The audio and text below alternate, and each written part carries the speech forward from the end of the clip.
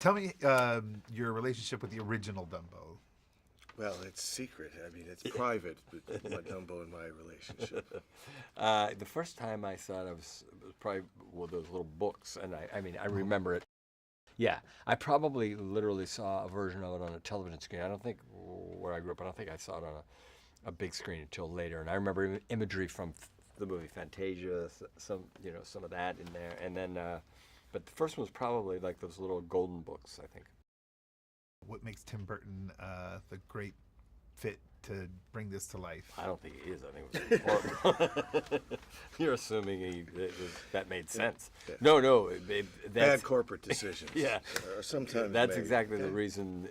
I think a lot of times he is the right fit because appears to many, or some would think, no, that's not what you want to do, and when in fact that's exactly what you want to do. This movie, case in point, Absolutely, it's a great film. Can you talk about Danny DeVito as the ringmaster?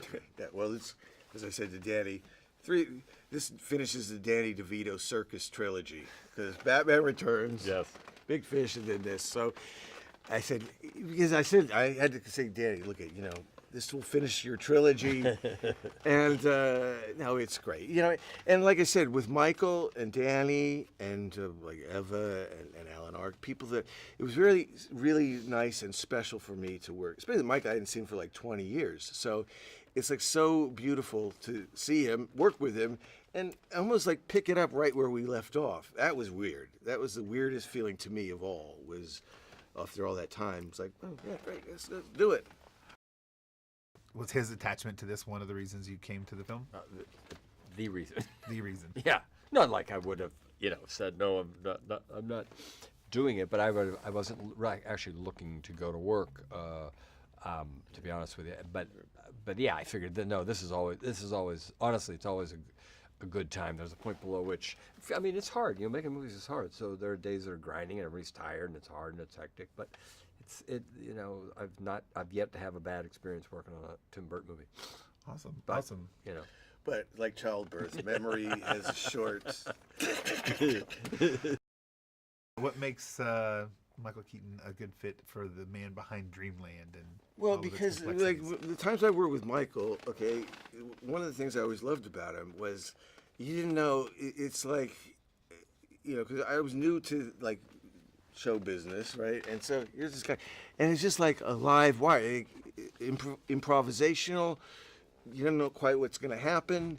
Very exciting to work with that way, And that's why he was Batman. He's like, we go, oh, It's like, well, yeah, look at him, yeah, and Beetlejuice. So he's got a certain kind of freedom of just excitement of you don't know what's going to happen, and I really like that, and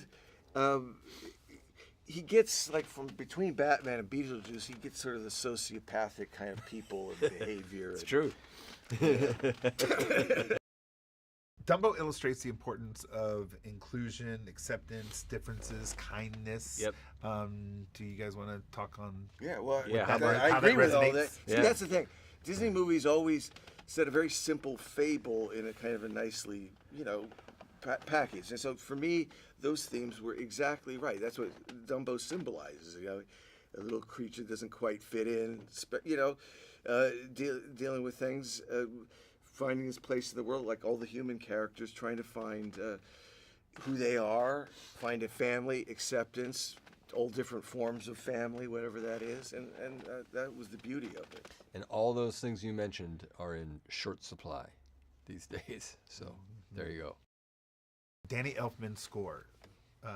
How does that help your movie making? Well, yeah, Danny. He's like, he's like, again, as I've said this in the past, but he's like another character in the film. So, he for all those many years, it's like he's part of what makes it what it is. It's like everybody, Michael,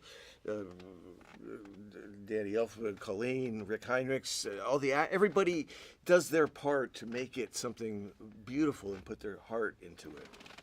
Yeah, Danny's pretty. I mean, I'm sure that's true, but I'm not being humble here. Danny's like on a whole other level in terms of being like you go. Yeah, that's part of the fabric for sure, and Colleen as well. I'm sure, Yeah. and Yeah, but, yeah. yeah. What do you want audiences to take away from seeing this film? All those qualities that I said are in short supply, if you ask me.